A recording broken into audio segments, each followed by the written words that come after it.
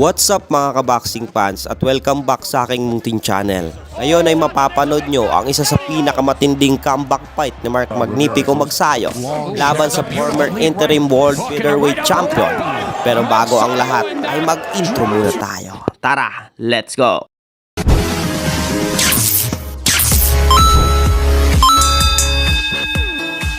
Isang matinding laban naman ang ating aabangan ngayong darating na July 19, 2025 kung saan muli nating makikitang lalaban sa ibabaw ng lona ang ating 8th Division World Champion Manny Pacquiao. Kabilang na dito ang dating former WBC Featherweight Champion Mark Magnifico Magsayo. Taong 2022-2023 ay ito ang taon na naging mapait para kay Mark Magsayo dahil dalawang magkasunod na talo ang nalasap nito sa kamay ni Ray Vargas at Brandon Figueroa, kung saan ito ang unang laban ni Magsayo sa 130 pounds matapos ang mahigit 10 taon na lumalaban ito sa 126 pounds, kung saan haharapin nga nito ang isang agresibong boksingero na si Eduardo Ramirez, former WBA Interim World Featherweight Champion at naging challenger din ito sa IBF Featherweight title, kung saan meron itong daladalang ring record na 28 wins, 3 losses at 30 nito ay tinapos by way of knockout. May edad pa lamang na 30 years old, isang southpaw at may tangkad na 5.6 inches at ang huling laban nga nito ay nanalo via knockout sa katunggali nitong Mexican.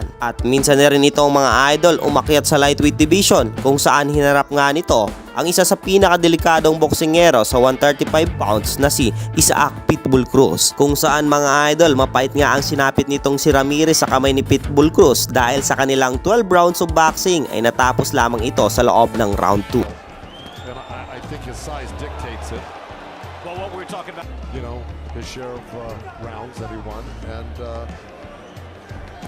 you know, he's devastating. But you know, Isaac Texas, we call the fight there, right? Was it Spence? hands in tight, shoulders in a crouch. Looking on the ropes, and he's going to close the gap eventually. He's his own. Smacks him there with a left hook. Is one shot. Jack Reese has a history of letting fighters go and let him fight out, but he's warning Ramirez and wanted to take a good close look. Oh, that's a brutal body shot by Cruz. Jack Reese warning Ramirez, saying, "You've got to fight, you've got to punch." No, brutal hook in the right hand. Maliban kay Pitbull Cruz ay nakalaban naman nito ang world title challenger tulad nila Miguel Mariga at Miguel Flores. Na ito nga si Mariga ay nakalaban naman nito ang mga sikat na kilalang boksingero tulad nila Vasily Lomachenko at Oscar Valdez. Kaya masasabi natin na di rin basta-basta itong Mexicanong kakaharapin ni Mark Magnifico Magsayo at nakalaban na din nito ang katunggali ni Mark Magsayo na si Rafael Reyes, kung saan alam naman natin na tinalo nga ito ng ating bida at kapareho din ng laban ni Eduardo Ramirez, kung saan nagawa nga nitong manockout si Rafael Reyes at ito nga po ang boxing highlights ng huling laban nito, si Ramirez. Because Ramirez keeping his hands up real well. Look at the of that happening. A lot of pushing. Natural style, right? All right, here we go. Here's a right hook by Ramirez at the neck. Right, and what he should be doing. Hook, and the left hand coming over the top. A lot of success. This is a big round for Eduardo. Ramirez just won't stop punching, and now he gets the knockdown. Bartolome on shaky legs. They're going to stop It's it. over. Russell Oh. Morris says that's With the crowd anywhere on earth. Now and down where on earth. Now and down. amazing. Yeah, the punch is already coming. Oh! Get a little There's distance. the touch, there's the counter, and there's the counter off the counter. And see, Flores had that left hand down and away as he Fall down. They fall Look at that. down badly. Yeah. He kind of fell down with his leg a little under.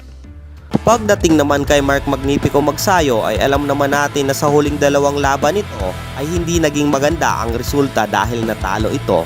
Pero ganun pa man ay nagawa naman itong mairaos ang laban hanggang dulo at di pa rin ito nakakatikim ng talo ng knockout. Sa ngayon mga idol ay merong dalang-dalang ring record si Kabayan na 24 wins, 2 losses at 16 knockout. At isa ring Mexican fighter ang nagpahirap ng gusto kay Mark Magnifico Magsayo, itong si Julio Sija, kung saan bumagsak pa nga si Magsayo sa kanilang laban pero buti nakabawi ito sa pagsapit ng round 10 at nagawa pa nitong ma-knockout itong Mexican kung Kung hindi, maaaring matalo ito sa puntos.